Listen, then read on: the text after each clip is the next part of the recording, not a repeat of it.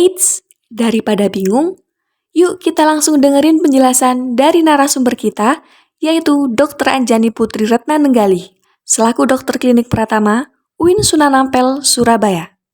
Check it out! Kesehatan mental sendiri itu menurut Ibu seperti apa? Jadi kalau kesehatan sendiri ya, sebelum kita ngomong ke kesehatan mental, kesehatan sendiri itu kan ada kesehatan fisik maupun secara psikis. Psikis apa biasanya kalau zaman sekarang yang lebih populer adalah dikenal sebagai mental health ya. Kalau fisik ya berarti kesehatan secara fisik artinya tubuh fisik mampu bekerja secara normal, secara anatomis maupun fisiologisnya, dari bentuk secara fisiknya dia juga normal, kemudian dia mampu menjalankan fungsinya secara normal.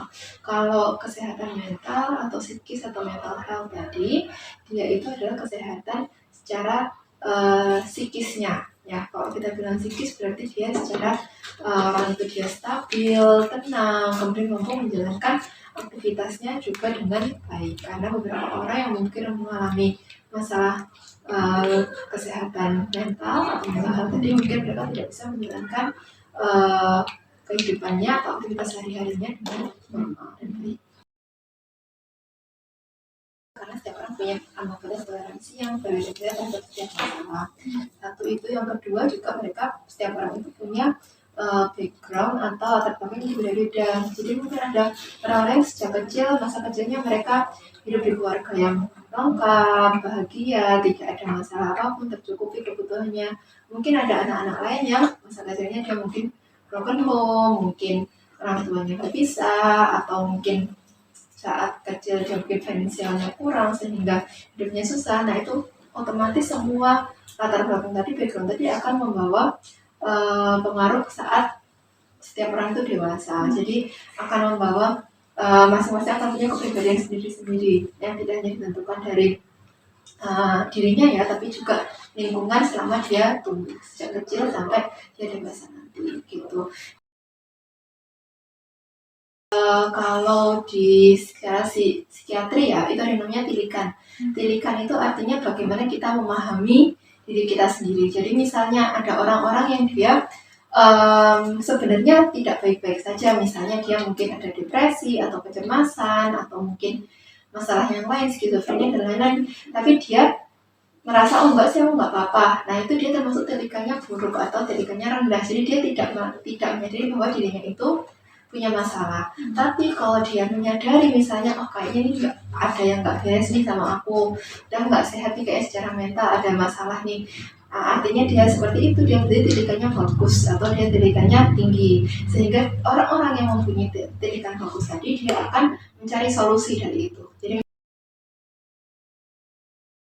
depresi sendiri sebenarnya adalah salah satu diagnosis psikiatri, diagnosis masalah kejiwaan. Depresi, kemudian kecemasan atau ansietas, kemudian mungkin ada pernah dengar panic attack, itu sebenarnya termasuk sebenarnya diagnosis psikiatri. Nah, kalau dia masuknya ke psikiater, berarti arahnya ke obat-obatan.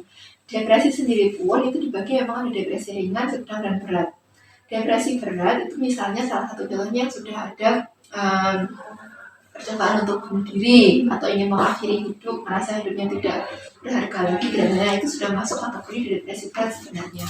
Jadi biasanya kalau berobatnya ke psikiater yang datangi nanti otomatis akan diberikan obat-obatan yang namanya adalah obat-obatan antidepresan. Jadi fungsinya untuk menekan hormon yang membuat depresi. Sebenarnya kan kita ada hormon yang di tubuh yang dia hormon bahagia, kemudian hormon yang membuat depresi. Nah itu obat-obatannya kerjanya di situ. Gitu. Kalau misalnya memang sudah sadar bahwa dirinya itu sedang mengalami depresi, stuck down di posisi yang terendahnya lama, berarti kan harus mulai menyadari oh enggak, aku enggak baik-baik saja. Kita harus mulai mencari jalan keluar solusi. Kalau dengan dirinya sendiri mungkin dia afirmasi positif ke dirinya, kemudian mulai membuka diri, teman-teman dan lain-lain, atau mungkin membaca buku-buku, mendengarkan mungkin sekarang kan banyak yang mungkin macam podcast atau apa yang membicarakan tentang mental health seperti itu, tapi tidak membaik, berarti kan dia harus mulai oh nggak bisa nih, aku nggak bisa seperti ini. Dia harus mulai mencari solusi lain, misalnya seperti tadi, misalnya ke psikolog atau psikiater, menemui ahlinya supaya bisa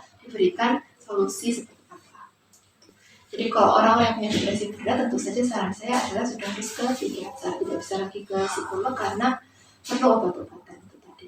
Yang utama sebenarnya kalau menurut saya adalah bagaimana kita ini secara manusia kita kan pasti juga tidak lepas dari kita harus beribadah, kemudian berdoa, kemudian itu sebenarnya seandainya ya mereka orang-orang yang mengalami masalah mental health tadi itu dia berusaha untuk mendekatkan diri kepada Allah, kemudian mungkin rajin mengikuti mungkin kajian atau apa, itu saya rasa akan sangat membantu.